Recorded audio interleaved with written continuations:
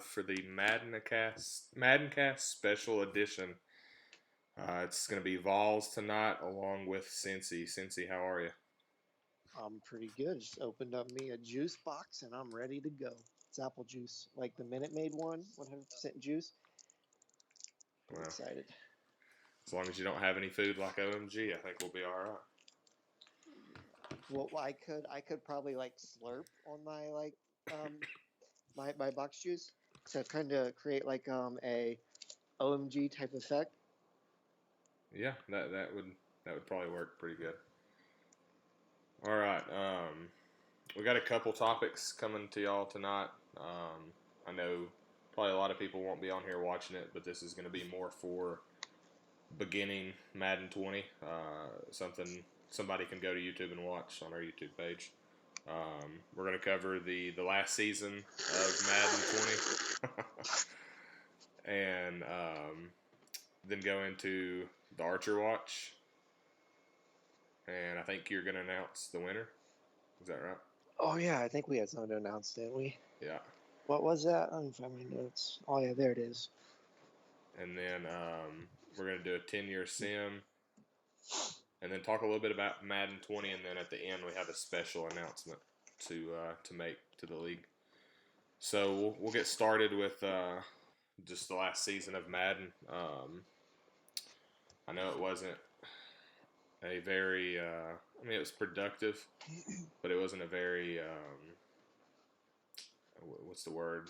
The participation level wasn't very high. Wasn't too high. Yeah. Yeah, I think some bum won the Super Bowl, right? Some I, no-name I bum. I believe so. Yeah, I think he finally Oh, I made a know that name was for you. Never himself. mind. Never mind. Wait, yeah, I guess that would classify as a no-name bum. Yeah. I was trying to find my notes about who qualified for the development upgrade for Madden 20 for playing all 16 games. I I can't think find that right now. I'll find it here in just a second. I think there was quite a few people who actually did. Like whenever I think you and Denham had a list Yeah, I in think the it admin was. chat, and I was surprised with how many people were on it. Let's see. I'm gonna go I back. definitely wasn't on it. I was off it like week one, probably. All right, let's see. I got I it right here. started the season, I think, on vacation. It was a really nice vacation. Right. Yeah, you were. Um, so the Titans, which is myself, Texans, Butch Cassidy, now the Jets. Um, let's see, MCC are the Broncos, who are now the Falcons. Uh, Boss Man with the Ravens.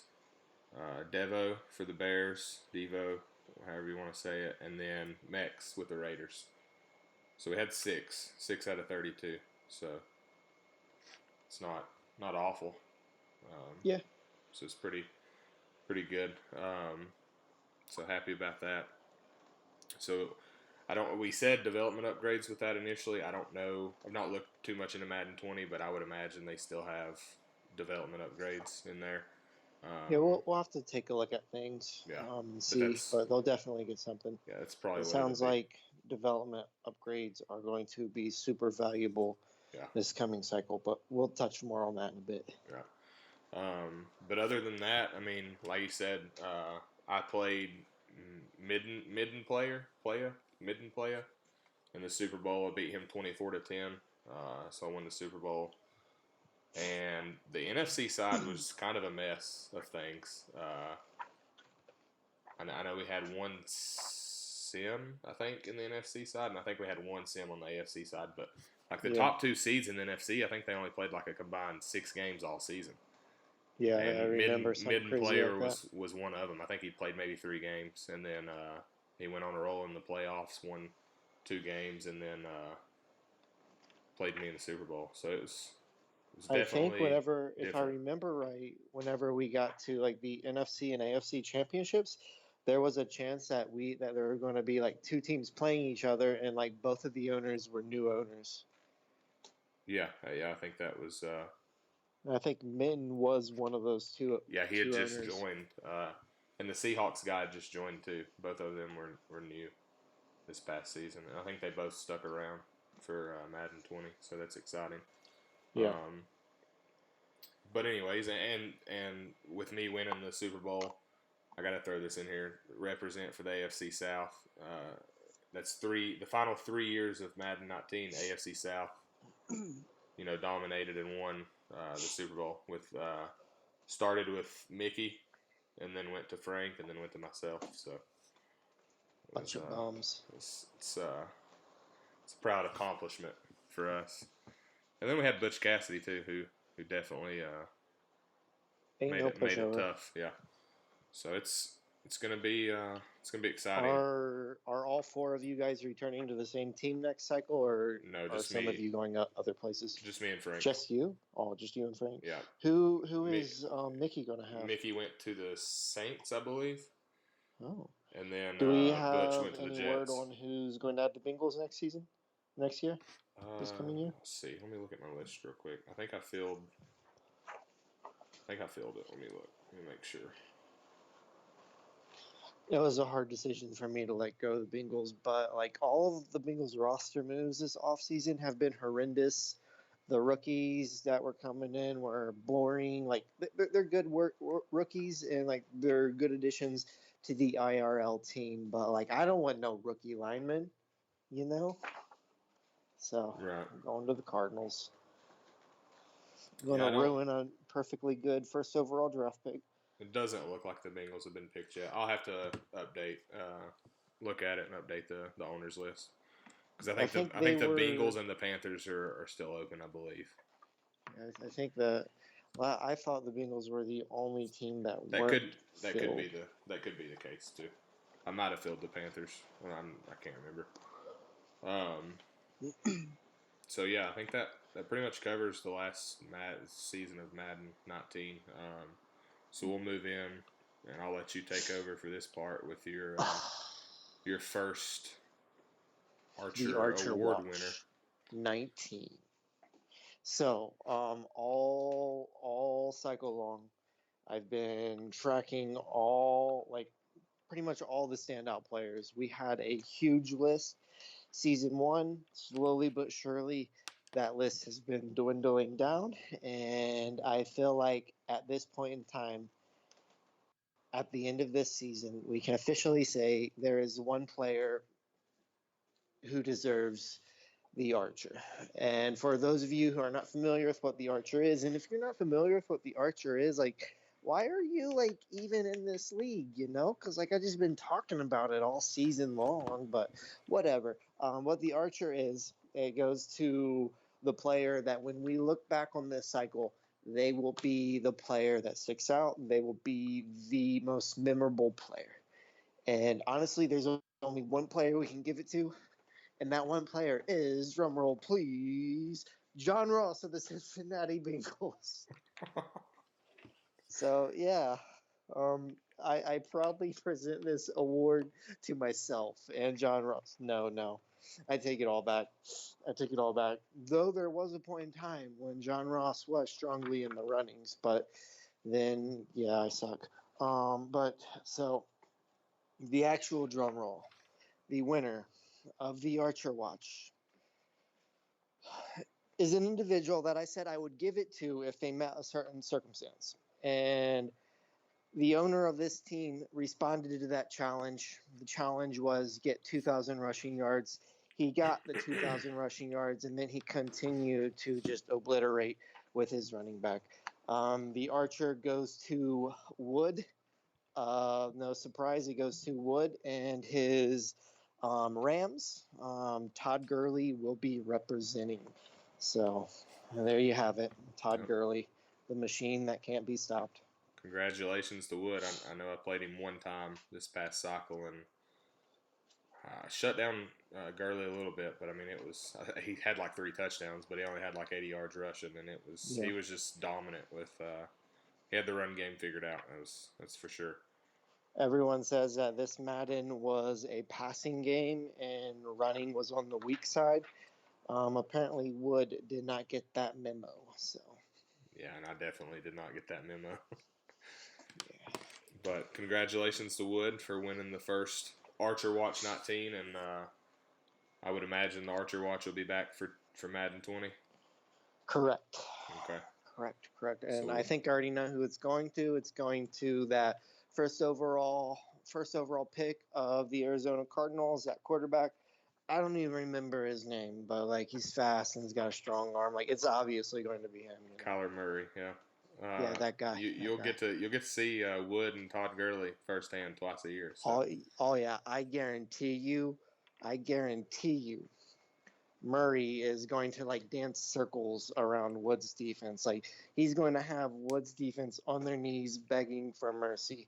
Like I'm calling it right now. Wood is not even going to get a single win on the Arizona Cardinals this year. That's interesting. I don't know if Wood's Yeah. in here to defend himself, but well, I mean, we there's will nothing he can say. Like the truth is the truth. He's just going to have to get over it. We will definitely look forward to that matchup and look forward to see if Todd Gurley can defend his Archer Watch 19 Ain't happening. award for 20. So we'll find out soon enough, and just I think maybe when does it come out? August 2nd, so in 2 short months, less than 2 months. So. I think the first beta is actually coming out in a few days. What's today's date? Is it like the 13th? Yeah, today's the 9th, so yeah, this Thursday, 9th? I think. I think the beta comes out on the 16th. Nice. Okay, so next Sunday on Father's Day. Cool. All right, we'll go on from the Archer Watch 19 and move into the 10-year sim.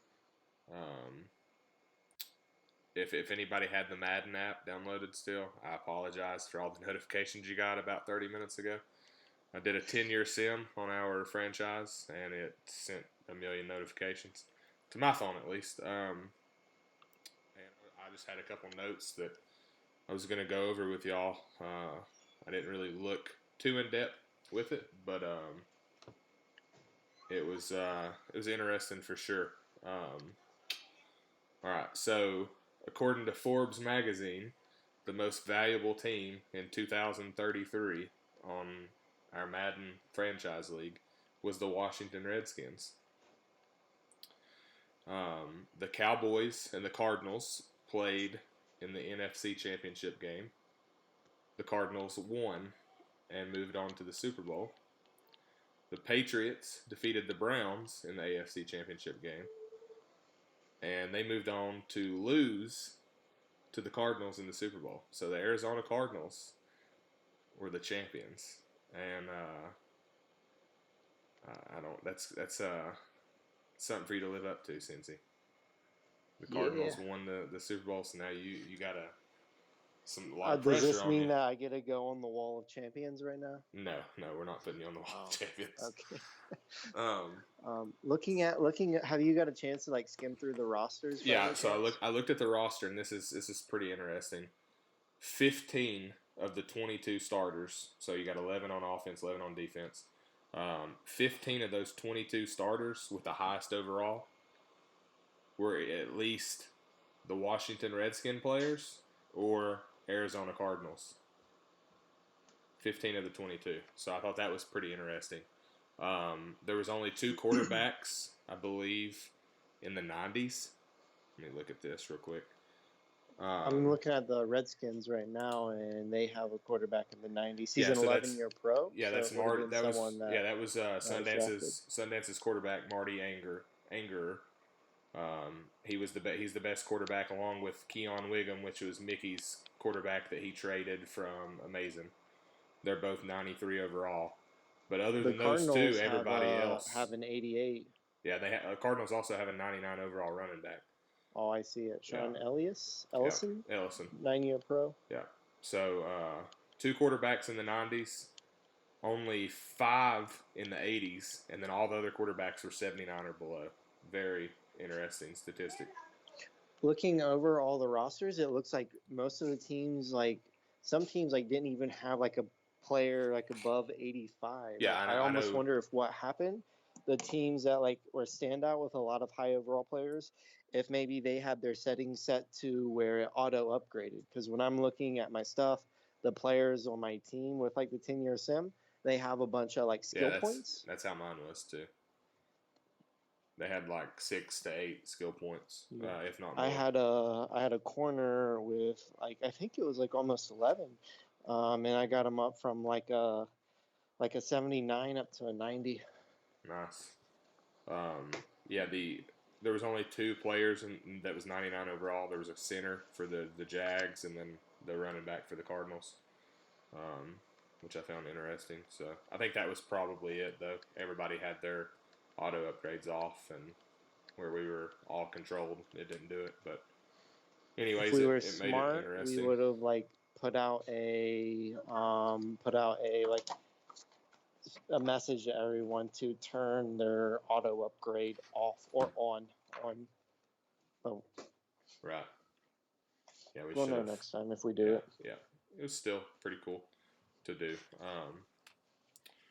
All right, so let's move on from there to the Madden 20 aspect of it. I think you know a little bit more I don't about know Madden too 20 much, than I but do. I followed it loosely.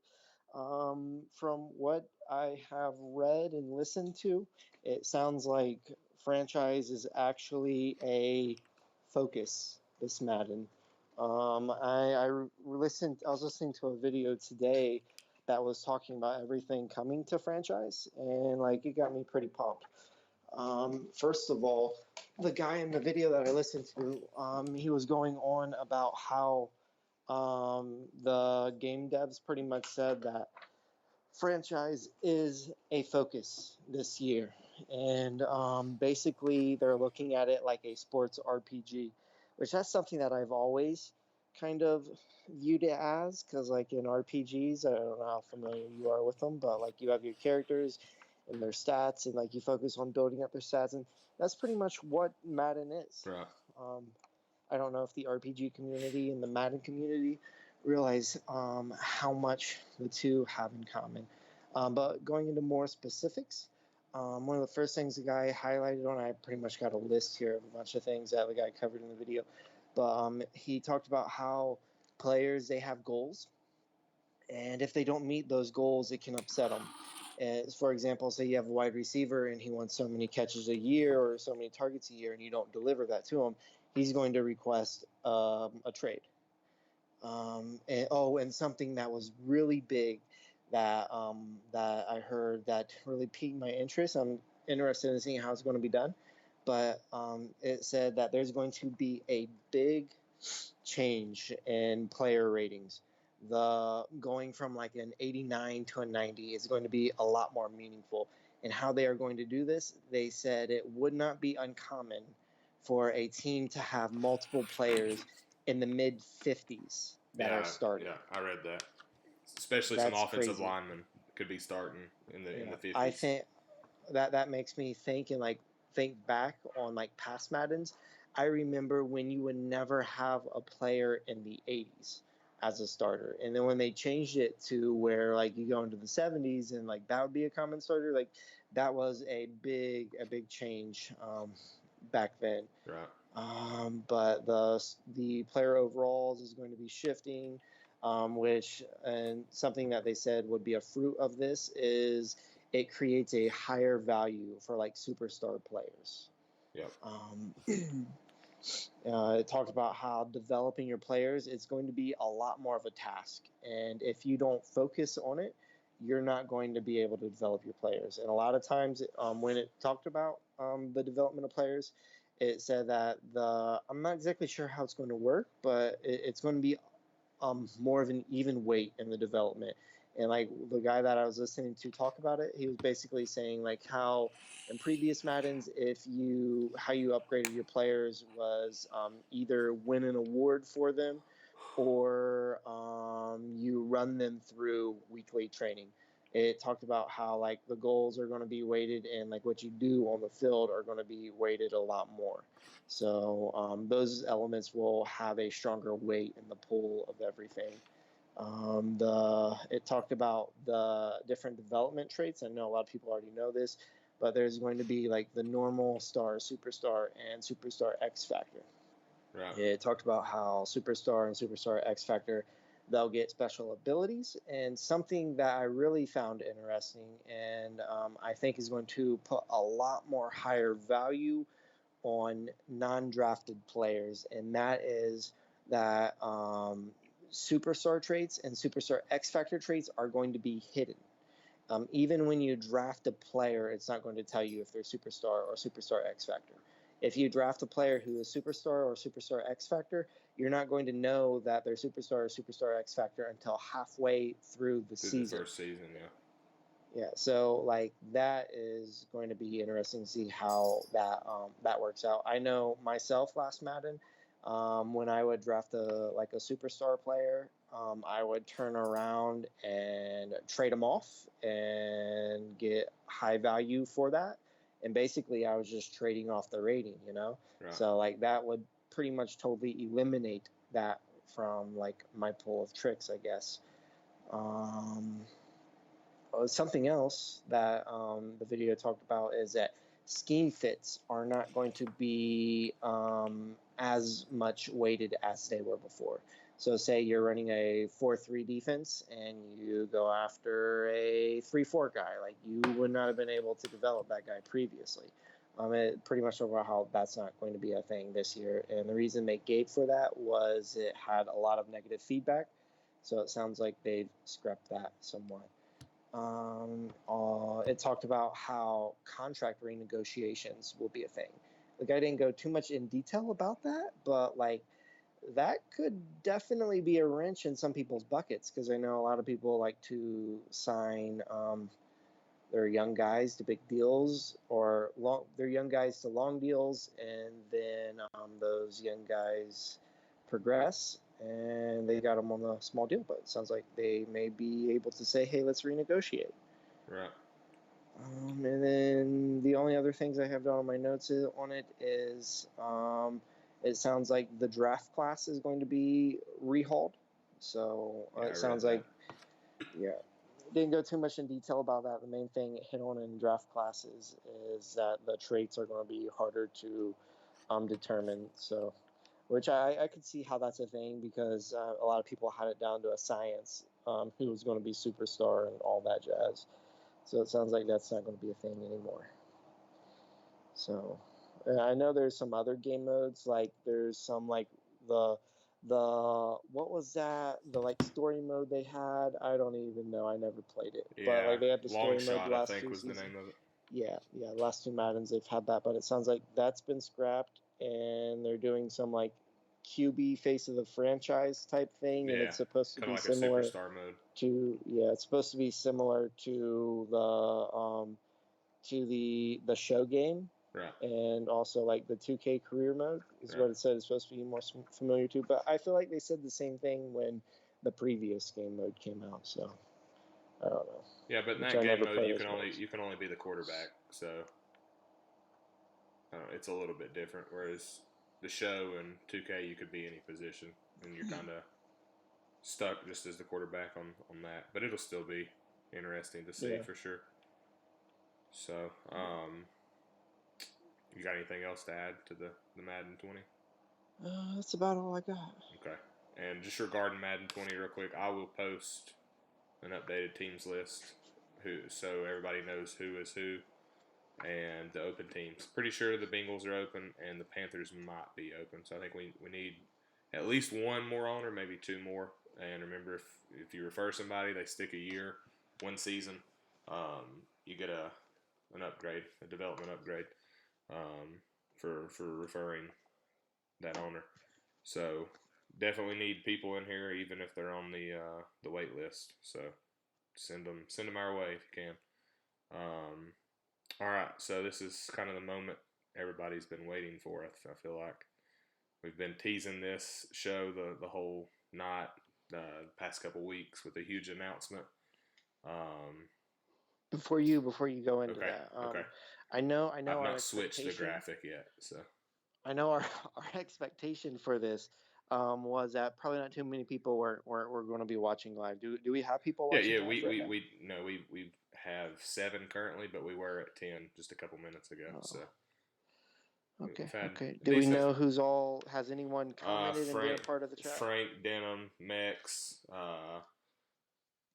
with for the he was a Chargers last year. He's Tampa now.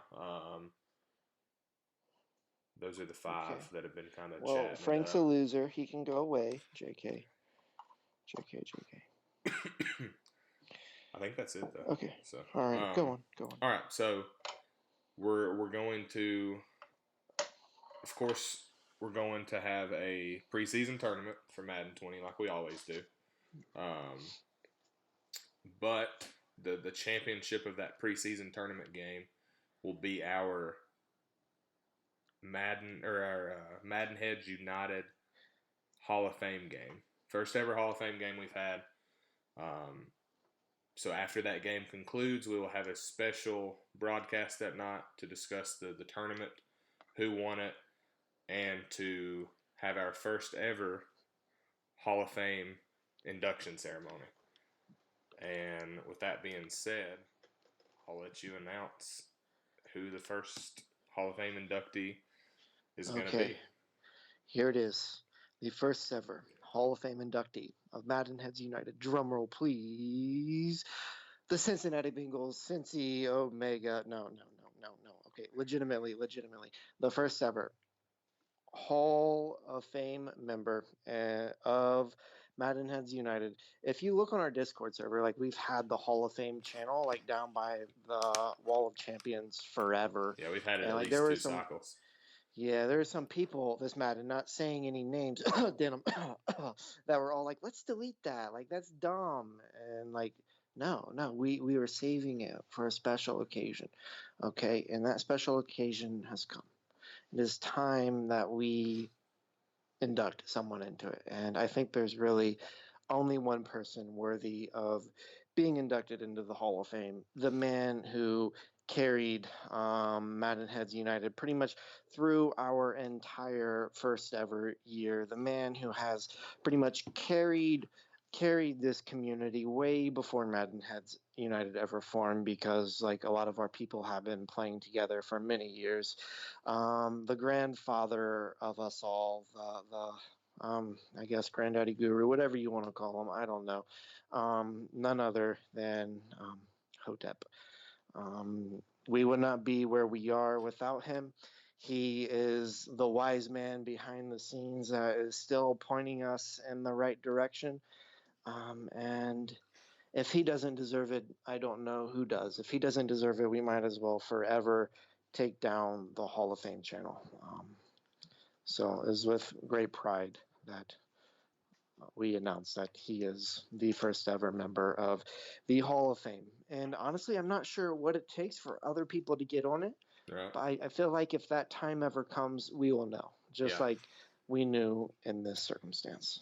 Yeah, I mean, we kind of had the discussion, me and you, I don't know, 3 or 4 months ago about it. And there wasn't really any reason either one of us brought it up in conversation. We just kind of felt like it was, I guess, ready to be used, and felt that it was the right time to induct our first member into the Hall of Fame. And he's definitely the most worthy, and he'll represent us well in the Hall of Fame. Yes, sir.